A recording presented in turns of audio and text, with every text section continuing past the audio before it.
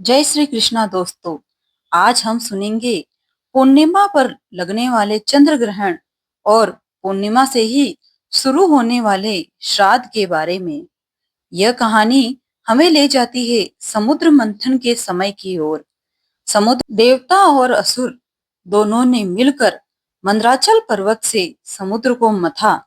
अनगिनत रत्न निकले और अंत में निकला अमृत कलश। अमृत कलश को लेकर विवाद हुआ।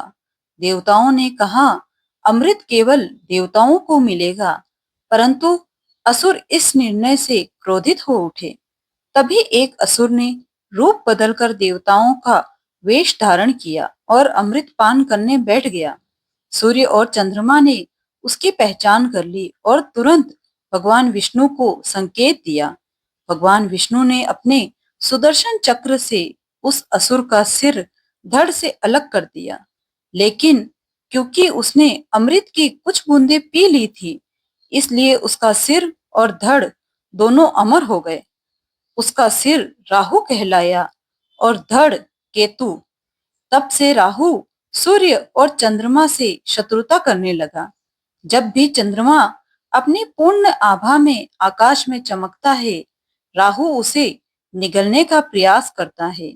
यही दृश्य हमें पूर्णिमा चंद्र ग्रहण के रूप में दिखाई देता है।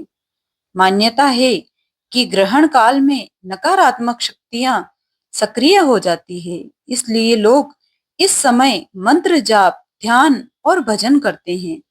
ग्रहण समाप्त होने के बाद स्नान करके घर को शुद्ध किया जाता है और भगवान को अर्घ्य दिया जाता है। इस प्रकार पूर्णिमा का चंद्र ग्रहण केवल खगोलीय घटना ही नहीं, बल्कि हमारे पुराणों की अमर गाथा से भी जुड़ी है। तो मित्रों, यह थी पूर्णिमा चंद्र ग्रहण की पौराणिक कथा। अब हम सुनेंगे श्राद्ध की पौराणिक कथा, जिसका संबंध हमारे पितरों की आत्मा की शांति और मोक्ष से है। महाभारत काल की बात है। पांडव अपने पिता महाराज पांडु को खो चुके थे। एक दिन युधिष्ठिर ने भगवान श्री कृष्ण से पूछा, हे माधव, हम अपने पितरों को कैसे प्रसन्न करें? उनकी आत्मा को शांति कैसे मिले?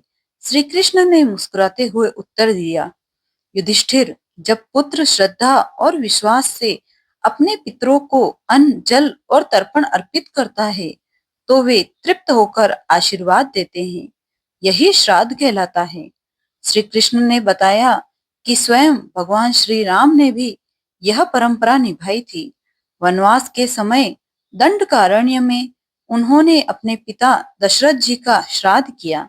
कहते हैं उस समय पितरों की आत्मा प्रकट होकर आशीर्वाद देने आई थी। मान्यता है कि श्राद्ध करने से पितर तृप्त होते हैं, घर परिवार में सुख शांति और समृद्धि आती है और पितरों की आत्मा को मोक्ष मार्ग प्रशस्त होता है। इसी कारण हर साल पितृ पक्ष में श्राद्ध करने की परंपरा है। लोग अपने पितरों को तर्पण, पिंडदान और भोजन अर्पित करते हैं, ताकि उनकी आत्मा संतुष्ट हो सके। तो मित्रों, यह थी श्राद्ध की पौराणिक कथा। अगर आपको यह वीडियो अच्छी लगी हो तो लाइक और सब्सक्राइब